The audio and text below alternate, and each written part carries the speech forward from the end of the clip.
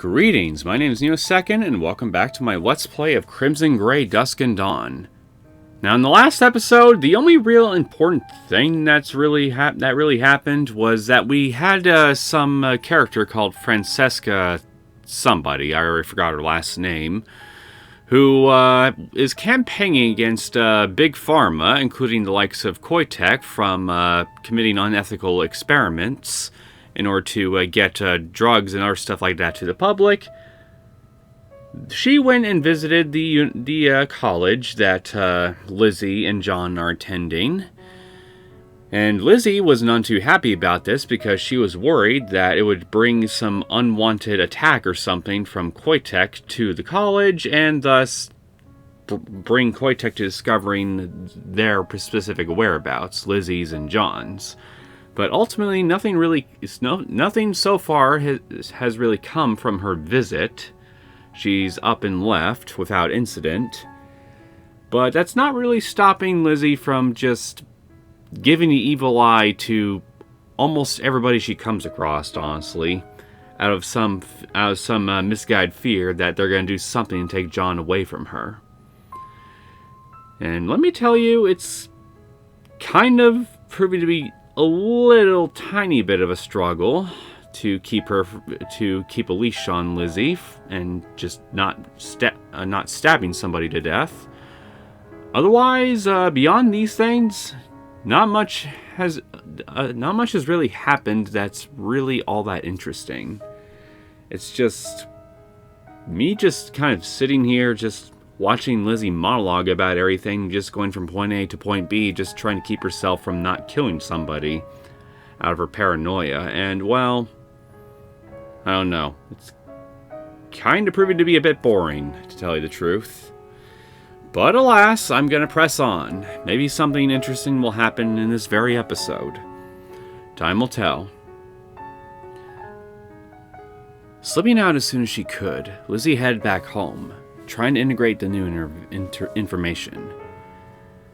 She had thought that the social understanding she had developed over the years growing up would be more than enough for her to navigate any social interaction.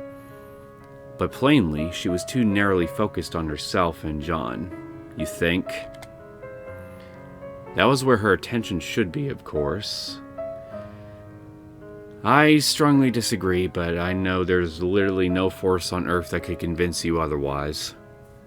But her anxiety was creeping upward again and wouldn't stop until she felt confident in her analytical abilities again. That night, Lizzie decided not to write anything in her notebook. Instead, she just nestled up against John and held him, which he gladly reciprocated.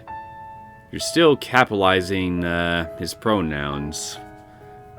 You know, capital H-E, capital H-I-M, that sort of thing. I do recall John expressing concern over you doing that when he looked at your journal, which I wish I remembered to mention that. Yeah, John found one of her journals and is kind of concerned just how much Lizzie's allowing herself to be enamored with him. And she promised that she was going to try to tone it down, but so far, going by the internal monologues, that's not really going too well so far. So, yeah, maybe he didn't get through to her, is what I'm trying to say. It didn't take her too long to fall asleep after that. The days passed freely enough, and they drifted closer to the end of the year. No threat materialized, but not much changed either. Lizzie was happy for each precious day, though, and clung closer to John. Things were easier now. She only wrote in her notebook occasionally, and often showed him what she'd written. Classes remained tolerable, and she didn't have any problems with obnoxious classmates or other people. Despite all the attention surrounding the speeches and potential overhaul of the FDCA, everything just stalled in committees. Aaron and a few others kept campaigning, but interest overall died down. There had been a little tension surrounding Aaron and his group, with John wanting to be involved more. Though Lizzie tried her best to hide her anxieties, He still noticed that she was uncomfortable when they were around others. And so, wonderful person that he was willing to withdraw. So they spent much of their time together, which was bliss. It could work that way forever, couldn't it? John was an introvert anyway, and she could provide everything he might possibly need. That would be ideal, but Lizzie wasn't certain. It was unfortunately impossible for them to be together every second of every day, and despite her best efforts, she was not perfect. Maybe it would be better to develop some kind of secondary defenses. But that would mean giving him up to others temporarily and other unacceptable risks. Someone's gotta give, Lizzie. Something's gotta give. And if things keep going as it is, tensions are only gonna grow between you and John. I mean, I'm no relationship counselor, but I mean, seriously. I think I'm speaking common sense here. Lizzie pondered everything as she chopped up the vegetables for that day's meal, enjoying the knife work while she thought. John was casually reading on the couch and smiled when he felt her gaze. This was bliss. So, what are you cooking? Just out of interest. Unfortunately, a moment later, someone pounded on the door. Hello, Aaron. Yo! I won't interrupt you lovebirds, but you want to turn on the news. If he said that, it must be something significant. Lizzie wasn't sure exactly what they had said, but John had spoken to Aaron about needing more private space. Covering for her, of course, which was wonderful. Though Lizzie felt slightly uncomfortable about the whole thing, John had managed to set everything up smoothly. Aaron was already moving on, leaving them to glance at one another. After a pause, John got up and flipped through the channels until he got to the one they wanted.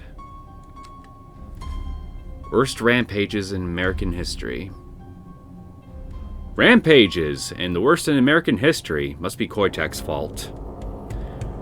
We have just received a report that one of the students in critical care has unfortunately passed away, bringing the total to 11 dead and 2 wounded. Lizzie moved toward the couch beside John in a flash, eyes fixed on the television even though she wasn't completely certain why. I bet probably your Koitek senses tingling. The news was filled with reports of murders, of course, but the ratio immediately caught her attention. John glanced over to her with a thoughtful look. Why would Aaron call us about this in particular? The facts of the incident are still coming in. One of the most basic facts must have been relevant. It's a good point, maybe. It's scrolling at the bottom now. I recognize that name. It's a town with a major Koitek factory, just like their hometown. He didn't need to say. Distracted by the exact reports of the violence, Lizzie had not noticed that fact. She didn't know the name in any case. It made her heart warm to think that 2 of them complemented one another, but she was still in a state of rigid alertness. With the lull in updates, the news program was bringing on guests. There was a Koitek representative, which was incredibly suspicious even though he was only making a statement of condolences. After that, an academic was brought on. He was introduced as an expert on violent killings, which immediately attracted her interest. Want to learn some tips on violent killings, Lizzie? After pointless introductory questions, things got more interesting. Until the police decide to release direct evidence, is there anything we can determine about the crime? What's notable is how few were injured compared to those killed. Regardless of the weapon used, that's an unusual statistic. And what does that tell us? It might indicate that it was a crime of passion. The individuals killed were targeted specifically, not randomly. So 11 targeted individuals at least. Even those hospitalized were severely injured after all. But what could cause a student to go on such a rampage? Well, emotions are always strong in school. Strong enough to where we're constantly homicidal under the mask. No, that wasn't right. The death-to-injury ratio had caught her attention as well, and the expert had identified it too, but he was wrong about that. Lizzie didn't want to jump to conclusions, but this is horrible. But do you think it could... Breaking news! The police have released video footage captured during the tragedy to the media. Children and sensitive reviewers may not wish to watch the following clip. And here I was feeling bored, but now here we are getting something interesting. Neither of them blinked. The news switched to grainy footage from a security camera on an empty hallway, for a few moments still. Then the student began crawling across the floor, leaving a trail of blood. Broken arm. Cuts to the intestines designed to cause pain instead of death. She couldn't see the student's eyes, but she was sure there was animal fear in them. He was panicking, just trying to get away. A girl appeared on camera. She moved casually but surprisingly fast, swinging a baseball bat idly in one hand. The student gave a mangled squawk and tried to crawl faster. Oh boy, must be another Lizzie. Another yandere. It didn't matter.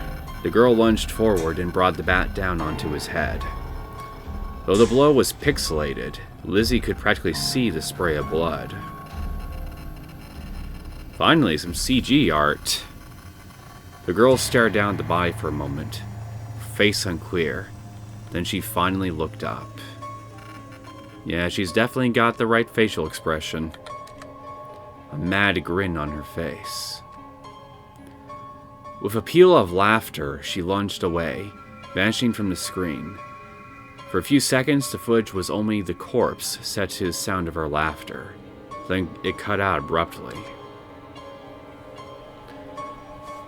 Only then did Lizzie realize that she was on her feet and holding her knife. Her reaction had been instinctive and instantaneous. John looked a little concerned and touched her arm.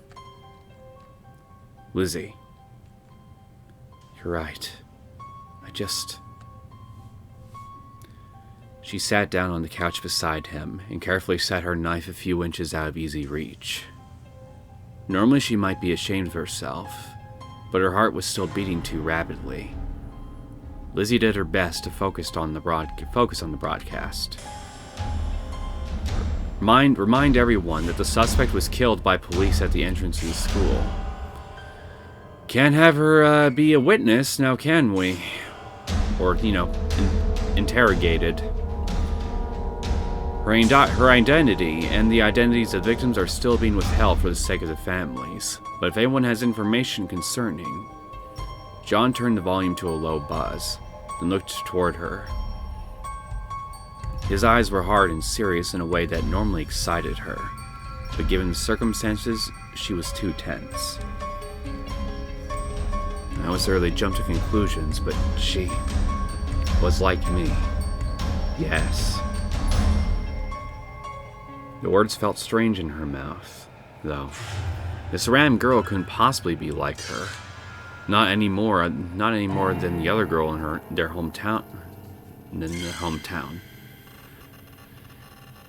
Maybe during one of these episodes I won't have so much trouble reading basic English. Fingers crossed. She didn't know of any other way to say it, though, and she trusted John would understand. Not like you, but the way she moved.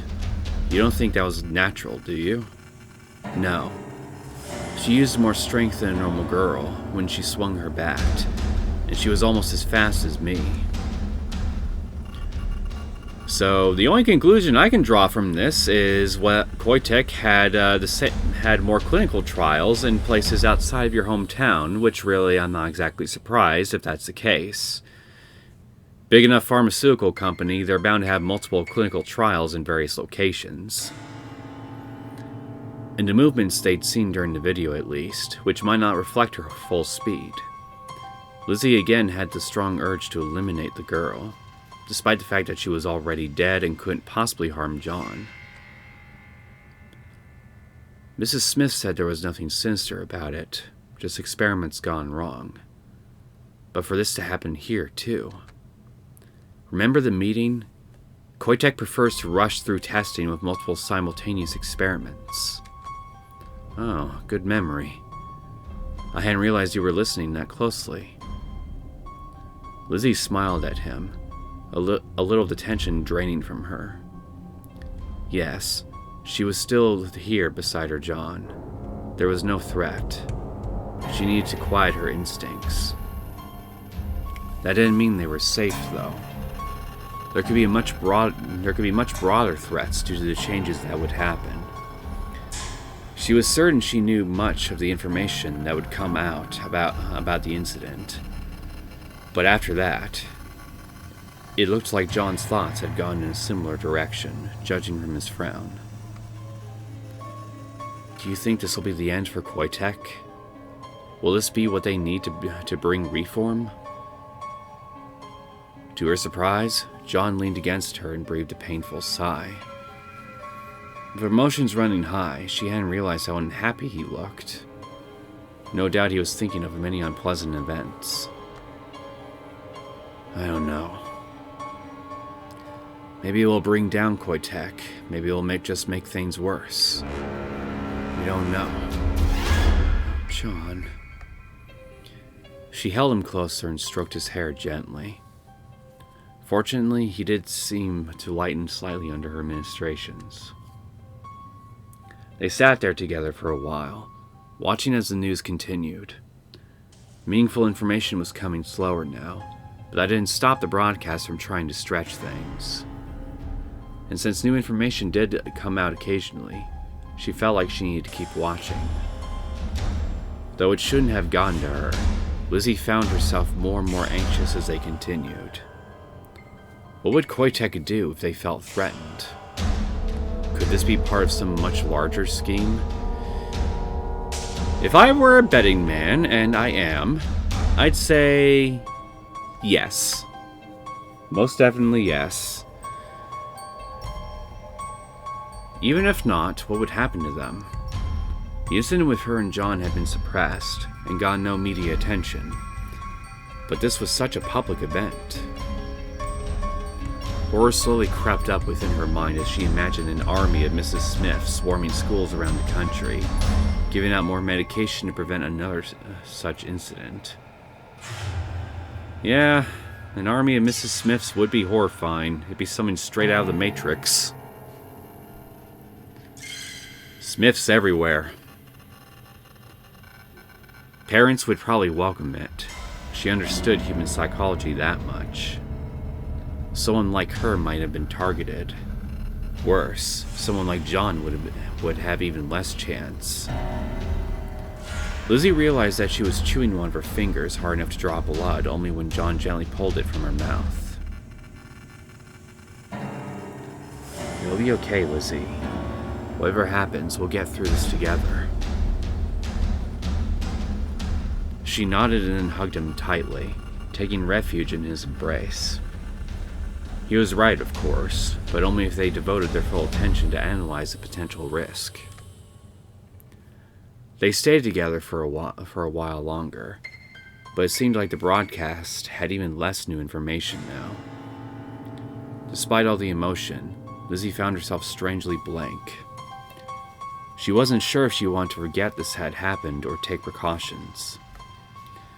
Unfortunately, it seems that John was similarly uncertain, glancing to her just then.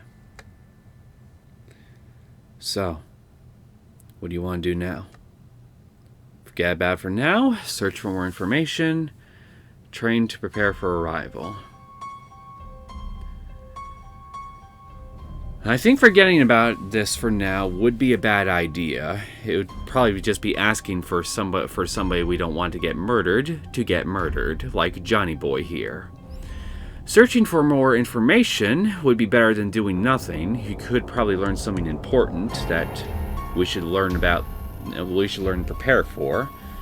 And training to prepare for a rival might also be a good option, because chances are, with things going the way they are now, there is probably a hidden rival hiding somewhere within this very college that Lizzie and John are attending by some sheer coincidence even though it's not really. But my instincts are directing me towards the middle option, to search for more information. Because, well, my reasoning being, information, knowing your enemy is a bit more important than just being buff for the sake of buffness sake. We need to learn more. Whatever happens, it can't hurt to get more information. I suppose that's true. It's not like we were overworked anyway. Talk to Aaron, maybe, and check out the computer lab? Yes, let's do it. So normally Lizzie would have been happier to stay inside with him. Given what had just happened, it was soothing to learn more. I just thought of something. Since Aaron is a major supporting character of this, at least enough to be given a name, Lizzie sees him as a potential threat, and to her relationship with John, since, he's gay and all. What if later on we're gonna find out that Aaron is an example of a male yandere who is basically got a hard-on for John? Thus, therefore creating this situation where Lizzie has a rival that she has to kill in order to protect John and, well, herself too. I'd almost bet money that's what's going to happen. Aaron is going to be our yandere rival or something. I'm gonna make the prediction now. He will be our rival. They only learned a few new facts, but they kept the tension within her at bay. She glanced at John with concern, hoping that all their activities hadn't been too much for him. But he still seemed fine, and smiled back at her. As she fell asleep, Lizzie tried to ponder what this would mean for them. All she was sure about was that she wanted to face it at his side. Several days later, more information had come out, and everything was far less clear. The facts I'm trying to pronounce this right. Wuarnos? Wuarnos, let's go with that. Wuarnos incident were overwhelmed by rumors, theories, and other chaos that muddled any potential message. Lizzie was absolutely certain in her interpretation, but obviously she was keeping that to herself. The girl's name was common knowledge now, and her face was represented by both a very normal-looking yearbook photo and her grin from the video. The exact order of events when she had killed 12 of her classmates was still argued over, adding to the conspiracy theories. It was unclear why she had done it, and none of the evidence offered struck Lizzie as correct. She was actually a little curious what the girl's reasoning had been, but ultimately it didn't matter. At the moment, Lizzie was writing up some of her thoughts in her notebook. The incident had set her imagination on fire, so she used the notebook more lately. But she'd let John see much of what she did, and they'd been able to talk about it, which amplified the soothing effect. Now, though, she was finished and feeling restless. Lizzie glanced at the clock and got up to pace a little. John was currently at the computer lab, another part-time job he'd taken to try to reduce their debt. This one was also usually easy, he said, but tonight allegedly he was going to be playing games with some other people, including Aaron, which made her a little uncomfortable. She knew it was irrational, but No, I bet you're just gonna get your I'm sure your fears are gonna be proven very rational later on. And then you can just basically say to yourself, fuck you, I was right. She hadn't pushed too hard, but John knew she didn't like it. He promised that soon he'd start withdrawing a little more to spend time with her, but hadn't specified exactly when. Lizzie decided that it was time to go visit him. Not just to check on him, but because she might as well see what everyone was interested in. Games didn't particularly interest her, and John hadn't played many because they were expensive. But there was a group on campus setting something up called a LAN party. LAN party, Lizzie, also known as Local Area Network. Sort of connection used to play multiplayer games locally on a local network, hence the name. G.I. Joe. That was off key. I am sorry you had to hear that. She made her way across campus at speed toward the lab. She was anxious. No point denying that. But it was a low-level anxiety she could swallow without doing any harm. Because God forbid you swallow on a large amount of anxiety, you'd probably choke to death on it. Although, would that really be such a loss to the rest of humanity? Inside, she found things a little different than expected. Each person had a separate computer. Maybe she had been thinking of consoles, with everyone together on the same couch. This was reasonable, and seemed like the kind of thing John would like. Though almost everyone was utterly fixated on the screen, John looked up and smiled when he saw her. She immediately moved to stand behind him, one hand on his shoulder. The screen seemed to be from the point of view of someone running through corridors carrying a gun. An FPS, I assume. There were other numbers, presumably just statistics related to the game. So, this is the game. Yeah, it's fun playing over a LAN, but I doubt I'd want to play too often. Aaron, why are you making that pose? Like, come on, man. I mean, we're trying to have a LAN party here. That's normal, right? I mean, there are a lot more important causes in the world, but you can't be focused all the time or you'll just end up useless, you know? Lizzie could be focused all the time, or at least she should be, but she nodded. It was true for John, at least, and one of the ways she needed to protect him. Sorry if I'm distracted. After the match, he cut off as someone else appeared around the corner on his screen, abruptly moving his mouse and hitting keys much faster.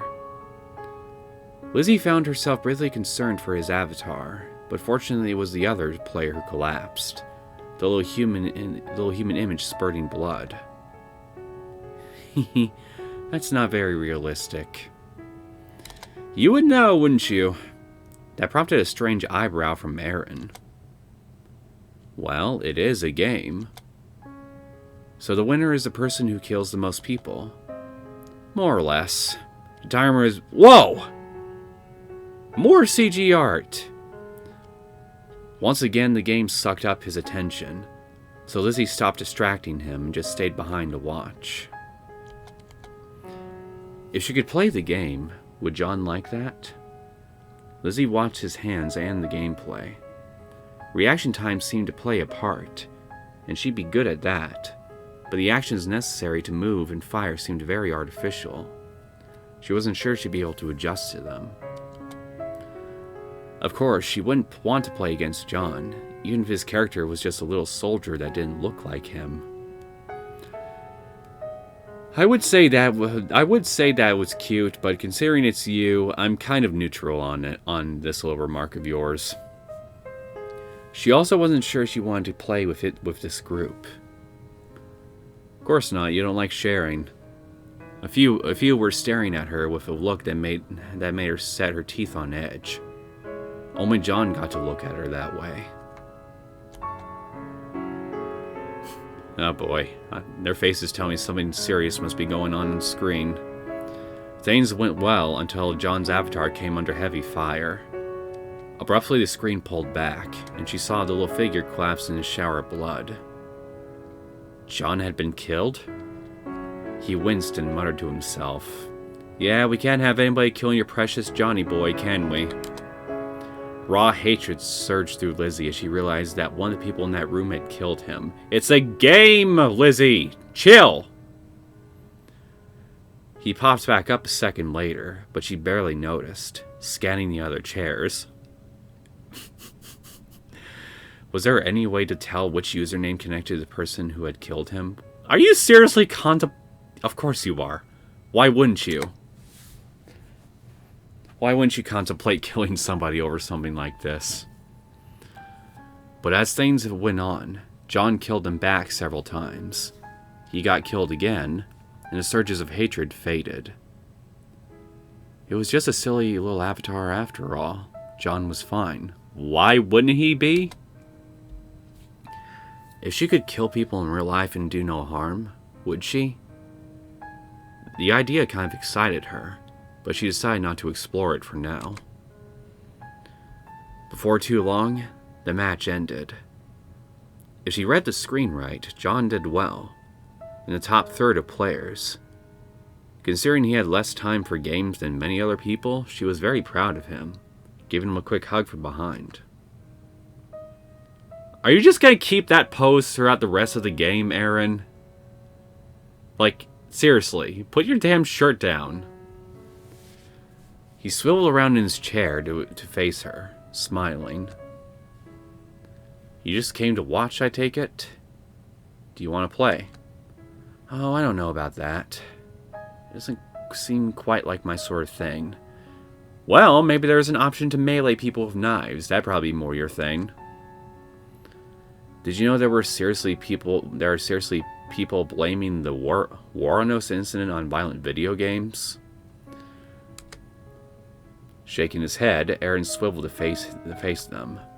It's not just a few crackpots either. I hear a lot of people saying that this is because of the violence in our media, calling for all kinds of societal change so long as they're superficial.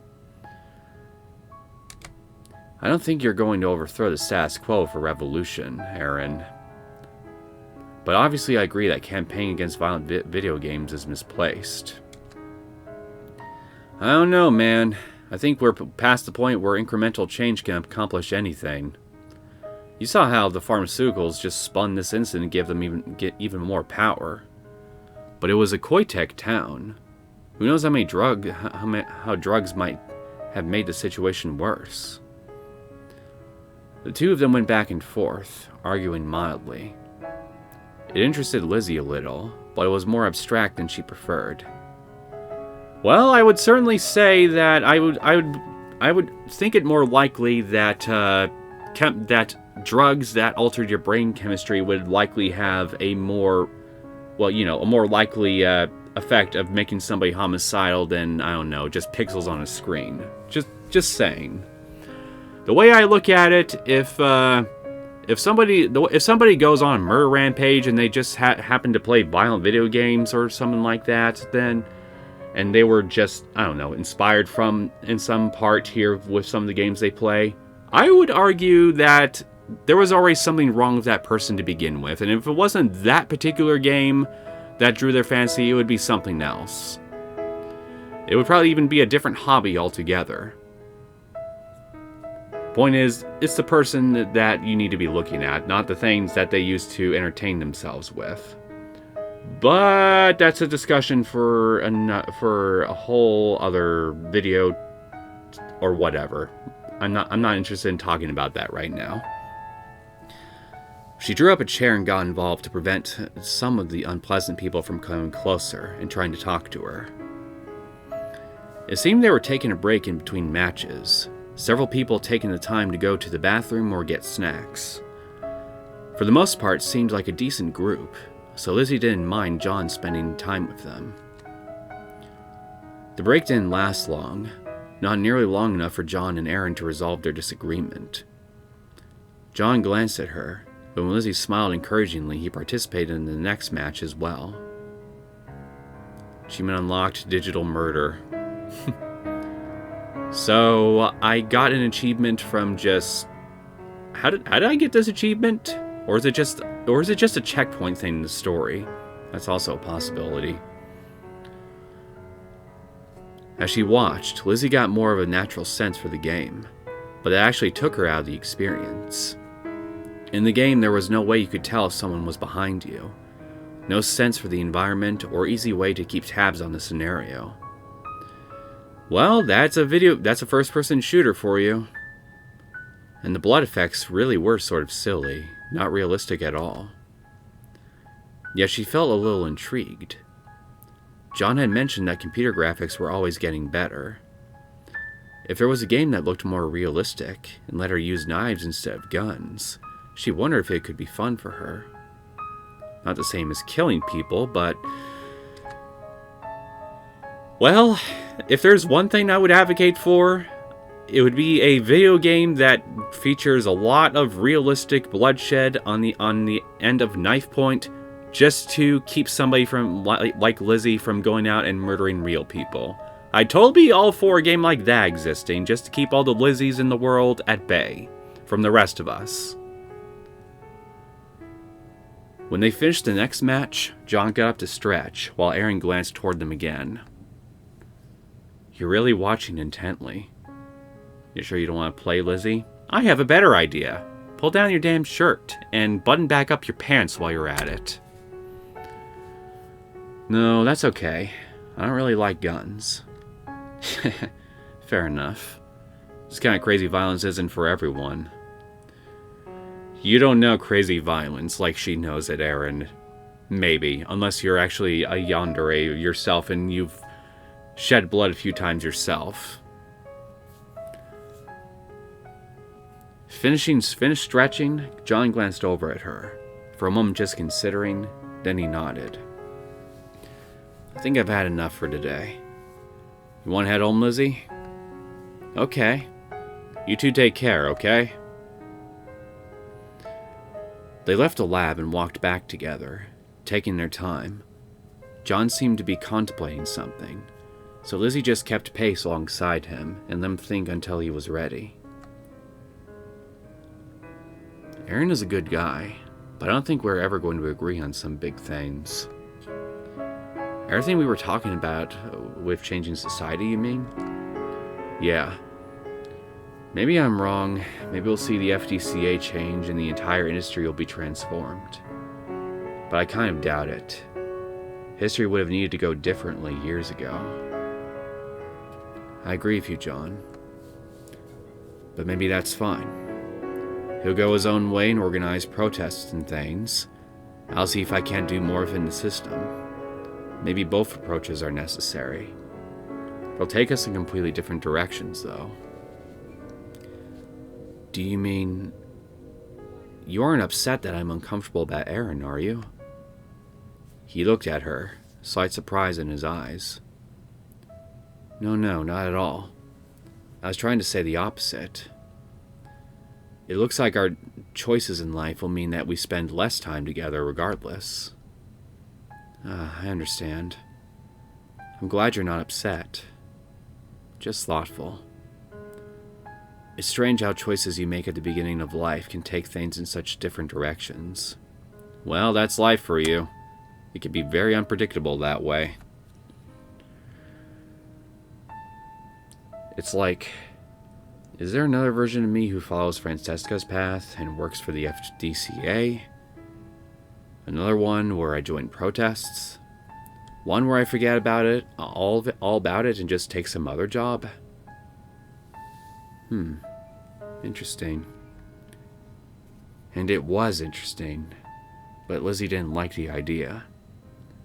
She liked this John, the one with her. She liked herself in the singular relationship they had. John noticed her slight frown before she could think to hide it, but Lizzie decided that was fine. He seemed troubled. I don't like thinking about other versions of myself. A Lizzie who never met you?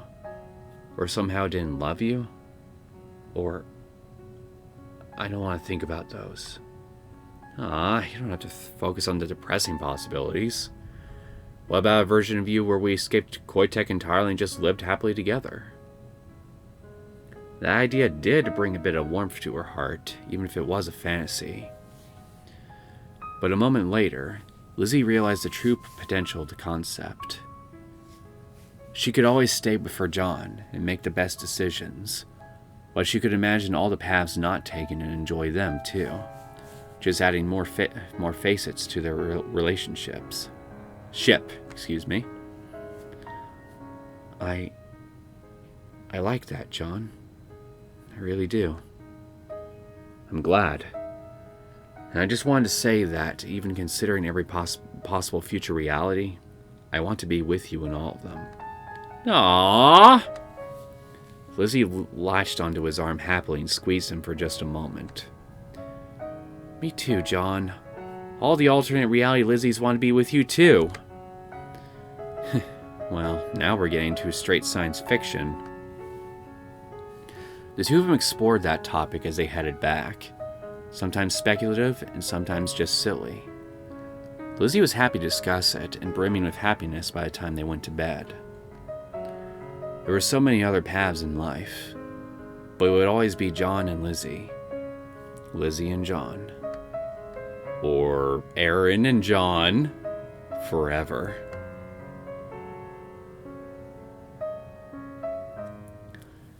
Lizzie had been having a good day until she went out to get their mail. It contained their usual financial statements from the college, which normally she looked at dutifully, but didn't particularly care about. Nothing was wrong, technically. Their account was in good order, and all the payments were as expected. What bothered her was that their debt had only changed by the usual amount. John had been working so much more. Shouldn't it have gone down? That is odd, I will not lie. To be sure she wasn't making a mistake, Lizzie went to find their previous statement in a box of the others, since John was always so organized. Yes, everything was just as she remembered. Odd. Chewing on her lower lip, Lizzie began looking around their home, checking alternative possibilities. The cash they kept at home was about the usual. There hadn't been any expenses she neglected to consider, and no mid-semester textbooks. Then where had the money gone? Her first thought was a fear that they had been robbed somehow, the second that the university was cheating them. But she discarded both of those quickly, as they would have had other consequences before now. That left a possibility that John was intentionally hiding something from her.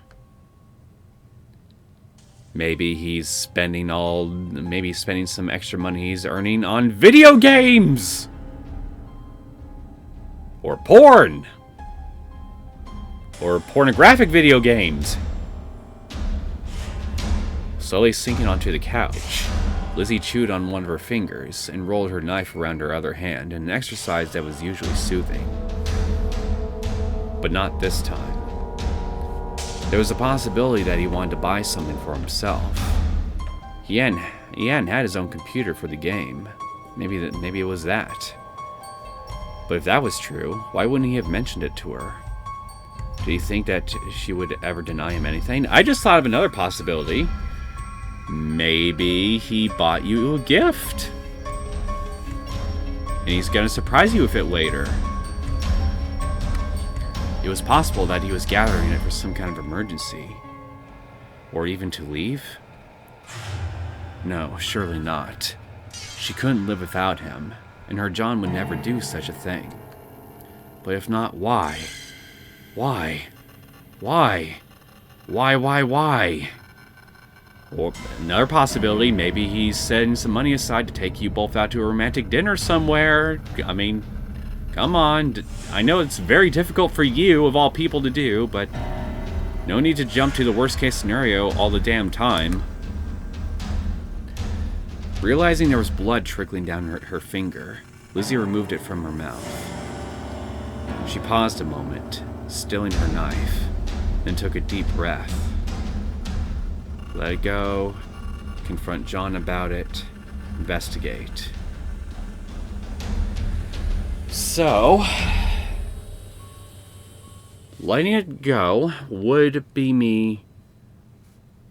I could just let it go and trust that John isn't doing anything troubling with it.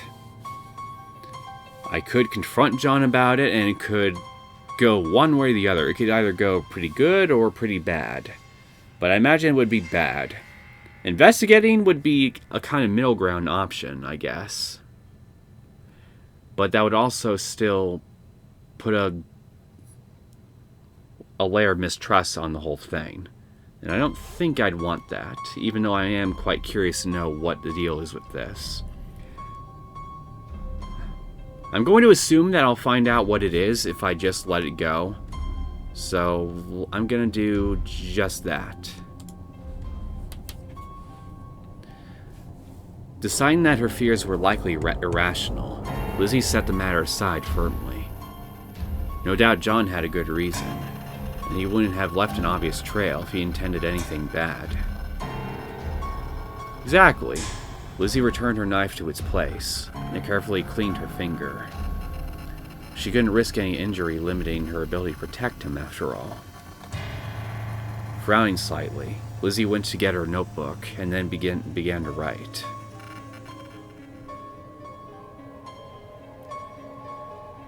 For several weeks, Lizzie resolutely refused to worry about anything, instead showering John with as much love and affection as possible. He seemed a little surprised, but he responded warmly as if everything was fine. So everything was fine. It had to be. Focused on him, Lizzie had paid little attention to the news. It didn't matter. All that mattered was the two of them. Until one day when that wasn't true anymore. What happened? Lizzie was returning home when she heard voices inside. She disliked that, but it wasn't too far out of the ordinary. Speeding up to hear better, she realized that it wasn't anyone inside. It was the television. John occasionally had the news on while he worked, but it was uncommon. She most likely wouldn't even need to tell him to turn it off. So she opened the door with a smile on her face. Is it gonna be something stupid like he's watching a porn tape or something? Inside, she realized that this was not a normal situation. John had a textbook on his lap, but it was forgotten as he stared at the screen. Lizzie hurried to sit beside him to figure out what was going on. No, of course not. Somehow I don't really think there would be anything that would really turn him on more than Lizzie anyway. So honestly, what the hell was I thinking? Been approved for widespread use. Koitek representatives said that demand is likely to outpace supply, but the corporation will increase production in an effort to provide the devices at cost to government and educational institutions. John? What's happening? Congress rushed through an act in response to the Warnos incident. They're blaming it all on her, saying that increased measures need to be taken to prevent such people from killing anyone else. Clearly, the panic that the incident inspired is doing its job and getting some very hastily drawn laws put in place. Just like real life! A hollow cold began to slide through Lizzie's body. She sat down beside John, but he provided no happy warmth. He was an ally against what she knew was coming. What kind of increased measures? Pharmaceutical lobbyists had their hands all over the act, so it's going to be an increased medication. So they're increasing the medication, okay. That totally is not gonna result in something bad happening, but that's not... he cut off as the news anchor transitioned to something else, which proved to be Francesca Kesley making a prepared statement. Though all our hearts go out to the families of those who died in the tragedy at Warnos, we must be careful not to take the wrong lessons from this terrible event. None of us will ever know what went through the killer's mind, and we still do not know all the facts surrounding the case. Furthermore, many of the suggestions show a troubling over-reliance on hormones and chemical markers, already a failing of many corporations. There is a danger of seeking simple answers instead of finding solutions that will. The words dissolved into a meaningless hum. Lizzie knew that calm words advising caution wouldn't have any effect, not when others were panicking and demanding action. She felt slightly guilty for being suspicious of Francesca when she was on campus. What does the act actually do? Yes, please tell us. I want to know. They haven't talked about all of it yet, but it sounds like there will be increased funding for various measures designed to prevent violence. Ostensibly. So, medications that would lower violent impulses. Is that what they're going for? More funding towards that? John took a deep breath, and she was supposed to hear the shudder in it. She was surprised to hear the shudder in it. Excuse me. This was hitting him hard, risking increasing his depression. I think I hear thunder outside. Lizzie drew him closer, stroking his hair, but she knew that it couldn't change the facts of the situation. In fact, I think I'm starting to hear rain. Yeah, I think I got a storm approaching. It sounds like they're reducing the requirements to move drugs through testing, including on younger populations. Another channel had Kesley on as a guest earlier, and she was saying it's basically the opposite of what she wanted for the FDCA. Jesus Christ. You're reducing requirements and testing to get more drugs through. Does anybody honestly think this is a good idea? I'm no expert on pharmaceuticals and pharmaceutical testing, but holy shit. I mean, we're talking about stuff that alters people's brain chemicals and other physiological characteristics. I mean, you need to test that shit thoroughly and make sure that it doesn't have any seriously bad side effects, you know? I mean, again, I like to think I'm speaking common sense here. Is that what you were about to say earlier? No, that's not the worst part. At least not for us. The technology Koitek uses to detect hormonal balance has apparently been improved, and they're going to start distributing more widely to detect problems before they occur, or so they say. Lizzie bared her teeth slightly, eyes narrowing. That technology had been what detected John's depression and made them give him that awful Paxatine. It had also accurately detected that she wasn't like other girls. If she had been tested in a social environment like this, who knows what would have happened to her. He'd probably be locked up, at least. It would have been better if we could kill them all. John glanced at her, but she shook her head determinedly. I know we can't. It's too late for that anyway. But they're coming after us. It would be better to eliminate them first. Do you think they'll do widespread testing? Try to test everyone?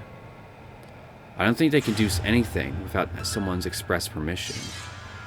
But parents will probably get their children checked. There are still restrictions on medicating young children, but do you think it will come here? Probably not. Presumably cities will adopt it first, and it will take much longer to filter to rural areas. But it would happen eventually. Many things would be changing, and there was little they could do about it. I feel small. These events all happened so far away. without us being able to do anything. I preferred the last problem. I could decapitate that one. Yeah, I guess you could, couldn't you? Her joke didn't even get a smile from John, which made Lizzie's heart sink. She understood why it was having a big effect on him. She just wished she could do something about it. I don't know, Lizzie. I just don't know. I think this is going to get bad. Yeah, I think so too. Society isn't going to change overnight, but this is just the beginning. Things will keep changing. John, are you all right? I'll manage. It's just painful to think about the future right now. Everything we've tried to do here was useless. Yeah, I guess all these developments would put your future ambitions into a bit of a stranglehold, wouldn't it? Lizzie pulled him closer, let him rest his head in her lap, and spoke softly and soothingly. She could see the depression descending over him, and though he clung to her and didn't drown in it as he used to, it was the worst incident in a long time. With John like this, she didn't want to force him to go through with a wedding. Not like this. It was only being postponed, she was certain of that, but she wasn't sure when it would finally happen. For now, all she could do was comfort her John. Here's another idea. Regarding that financial statement earlier, maybe he's setting aside money for your wedding.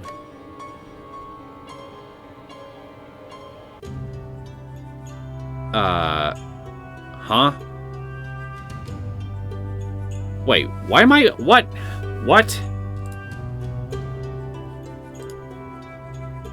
Did I get an ending just now?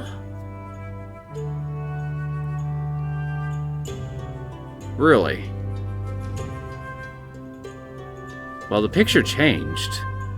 I mean, Lizzie's obviously more normal looking, and the picture isn't cracked, so I must have gotten a different ending.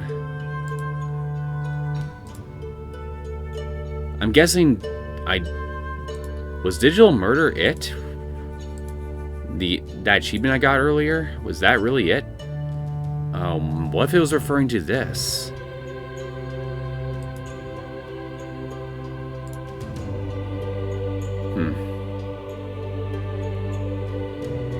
Okay. Assuming I got another ending, I guess what I'll do is I will try to investigate the financial statement that Lizzie found that was off. Okay, let's investigate. Though it was likely nothing, Lizzie decided to keep watch just to be sure. Even if John had nothing but good intentions, after all, it was possible that he was making a mistake, or someone was taking advantage of him. Over the next several days, every time she had a free moment, she kept watch on him. Nothing out of the ordinary happened, though it did seem like he might have almost noticed her presence one or two times. Eventually, it was payday, and she made an excuse before tracking him when he went to the campus financial office to get paid.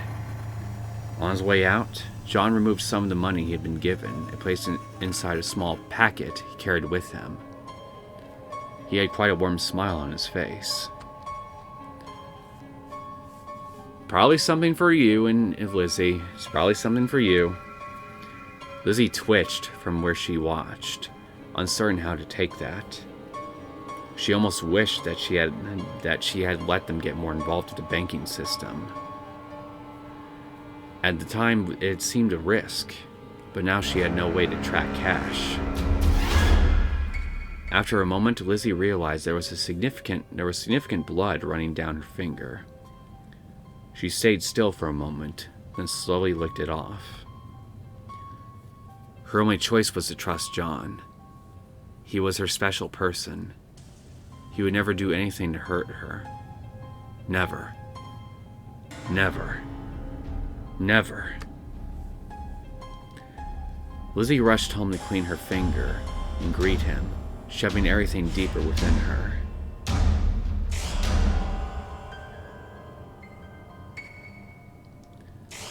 Okay, we got the same text, so let's skip ahead. And I got nothing different at all whatsoever. Let's try confronting him this time. Putting on a normal smile, Lizzie set aside everything she had been looking at, and then waited for John to come home. When he arrived, she gave him her usual smile and embrace. "How was work today, John?" "Boring, as usual. Which is a good thing. I got a lot to read. I got a lot read, excuse me. Are you going to have to do extra shifts this week?" "I got offered overtime for one of them, but I was going to check with you first. Would that be fine?" "Where's the extra money going, John?" His face immediately fell, and for a moment her heart fell with it. But she didn't see fear in his eyes, just a complex mix of emotions that she had a difficult time separating. After a time, he sighed and shook his head, giving a rueful smile. I don't think I'm gonna like this. I guess I shouldn't have tried to keep it a secret. But I was just afraid you'd think it was too much of a sacrifice or something." "John, what do you mean?"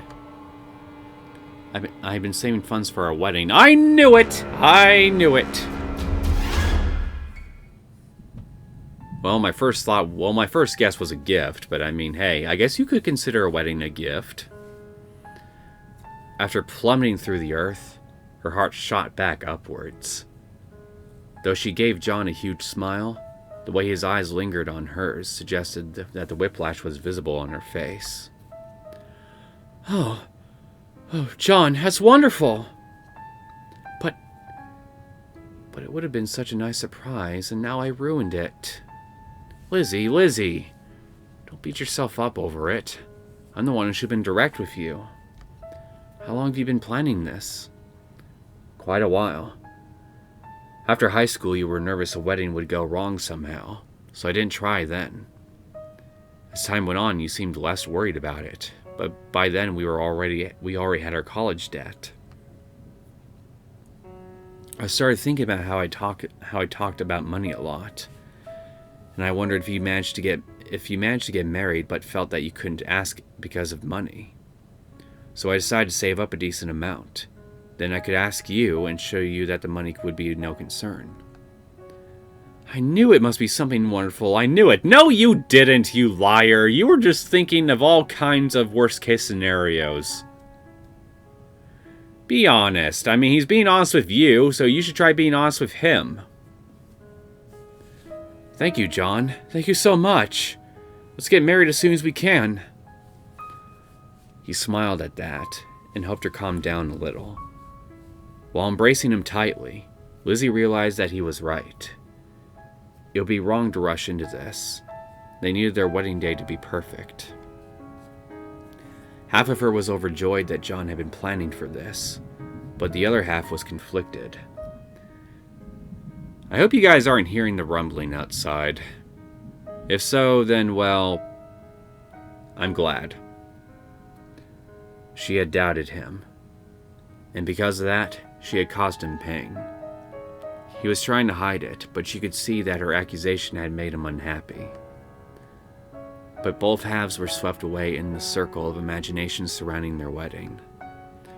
Soon Lizzie realized that her imagination was only the beginning. The two of them could discuss all their wedding plans now. She pulled back and beamed at him again. So many decisions to make. Where do we start? Well, do you still want me to get down on one knee and propose?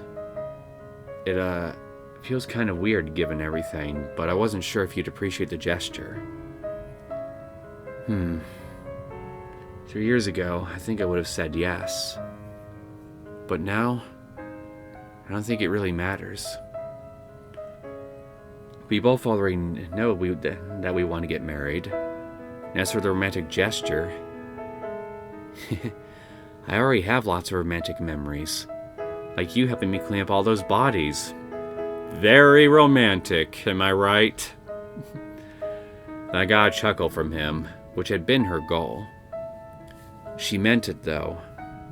John wasn't like her, and he could have been scared. But he had helped her and accepted her even after seeing everything she was capable of. Compared to that, the fantasy of him going down on one knee didn't seem to matter. I guess I can't disagree with you there. Getting married, though?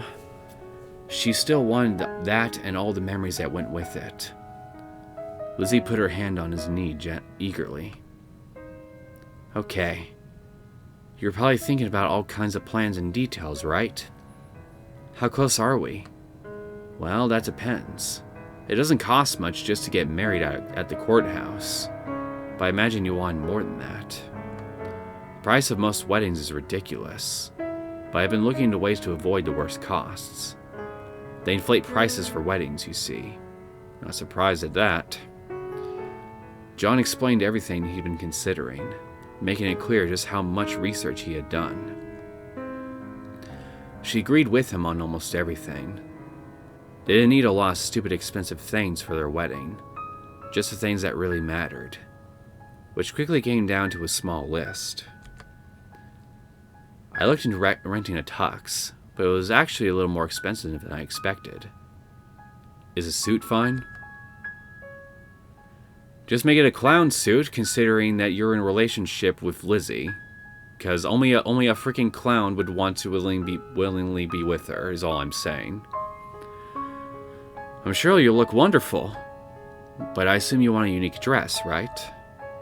Get her a clown dress. Therefore, you would be a matching couple. Yes. It doesn't have to be expensive, but I want something that can remind me of the wedding. There are people in town that make dresses for less than I thought. I'll introduce you and you can choose whatever you want. Okay. She didn't need a fancy dress. In fact, the idea of choosing all the little details appealed less than the role the dress would play in creating their perfect moment. But it was such a nice idea that she didn't even mind having to talk to someone else about it. I remember you saying how pictures were important to you, so I've looked into photographers. It's more expensive than I thought, but I don't think we'll need them for long. Everything seems to be more expensive than you thought, huh, John? You really need to start saving. No, probably not. John, we haven't talked about if we're going to invite anyone to our wedding. His expression became more serious, though not sad. He nodded slowly. Gonna invite Aaron, John? I wonder how he would take the wedding. Still assuming that he is indeed a yandere and that he's got feelings for you. Yes, we need to talk about that. Setting aside everything except what you want. How many people do you want at our wedding, Lizzie? 2! I'm guessing you don't mind a photographer. All that matters is the 2 of us, John. We don't need anyone else.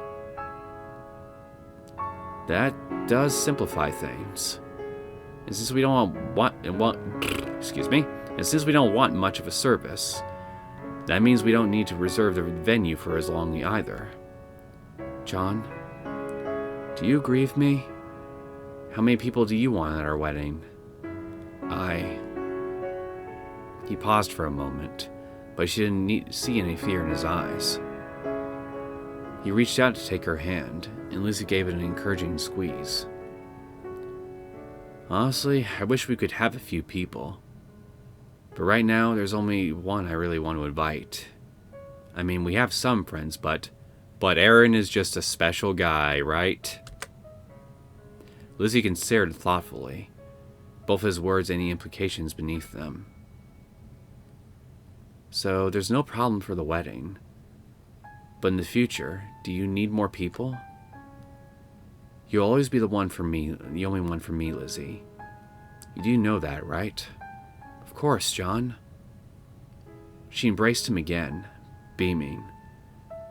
In fact, she decided just to stay draped against him while he did a quick total on a sheet of paper and showed it to her. So, this is our total so far. Pretty manageable. We haven't talked about rings yet, which could be really expensive. Nope!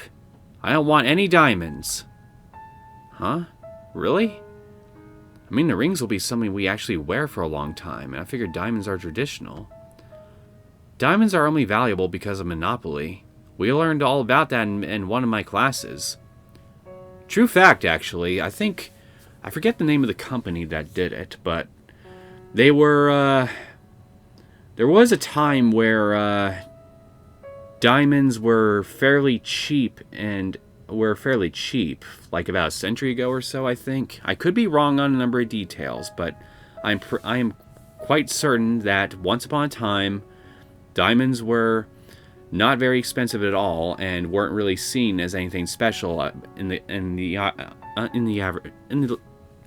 eyes of the average folk, is what I'm trying to say. God, I'm having trouble humaning today. But I think some big company stumbled upon a giant stockpile of diamonds at some point. But because people didn't really see, but because they weren't really worth all that much once upon a time, they had trouble selling them. So they came up with an advertising campaign to try and convince the general population, at least in America, I think. I don't know about the rest of the world. That diamonds had some significant romantic connotations with them.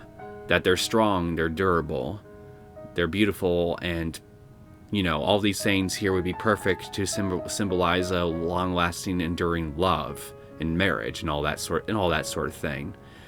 And it worked. Their advertising campaign worked, and so they were able to start selling diamonds, which were actually fairly common, at least especially back then, and easy and cheap for them to acquire at greatly inflated prices. And that's pretty much how diamonds, being a traditional wedding gem on a wedding ring, and with diamonds being as expensive as they typically are, became a thing. Again, I wish I could remember the damn name of the company and all the exact details behind it. I remember hearing somebody I know telling me about it like a couple years ago. But yeah, I'm sorry that my information's kind of vague here, but yeah, that actually did happen. Is what I'm trying to say. Is all I'm saying. That actually did happen. That, you know, diamonds are only valuable because there's essentially still monopoly on them. They're the kind of thing that normal stupid people think is special. We're much more special than that. Since John wasn't objecting, Lizzie hopped up and ran to get her notebook. She returned with it, flipping the pages rapidly to get the one she wanted. I remember that page. Is it actually about rings? Yes! I didn't draw any designs, but I've been thinking about materials. At first I thought about using high-grade steel, but the thing about steel is that different grades are better for different uses. The idea of using different knives and using knife steel was kind of nice. Of course you would think that. But I realized that was the wrong material. Our relationship is much more durable than that.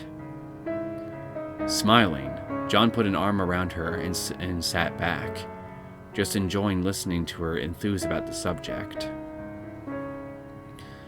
For a while, I was thinking about having tungsten carbide rings because it has such a good hardness rating. But tungsten is brittle and impacts can break it, and that's nothing like a relationship at all. So I decided that titanium might be best after all. It's a little more common, but it would be strong, and I'd be so happy to see us wearing them. It doesn't matter if it's common. Oh, I'm sorry, I thought that was Lizzie still talking. It doesn't matter if it's common. What matters is that they're the rings we want. Titanium rings are fine with me. Also, titanium is much lighter, and while it probably wouldn't make too much difference, I don't want my ring to slow me down at all. You've obviously thought this through. Well, that seems better in all respects, because that means we don't have to pay nearly as much. In fact, we're pretty close to our total. Getting the reservation might be the harder part. That's okay. I can wait.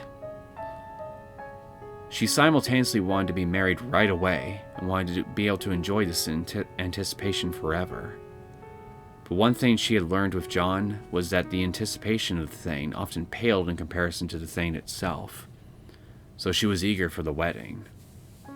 That just improved the anticipation, though. It's a viciously good cycle.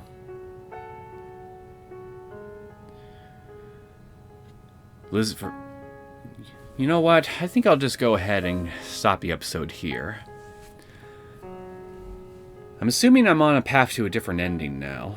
Otherwise, if not, then I'll probably be right back to the title screen within literally minutes of me starting the next episode. In which case, well, I'll need to make different decisions along the way. Anyway, assuming I am on a different ending path, though, I guess we can discuss our wedding plans along with all the possible dangers coming our way, courtesy of more, or rather less regulation with Big Pharma in the next episode. I hope you guys enjoyed this latest episode of Crimson Gray, Dusk and Dawn. If you did and you want to see more content from me, feel free to subscribe to my channel. I will see you all next time. Take care.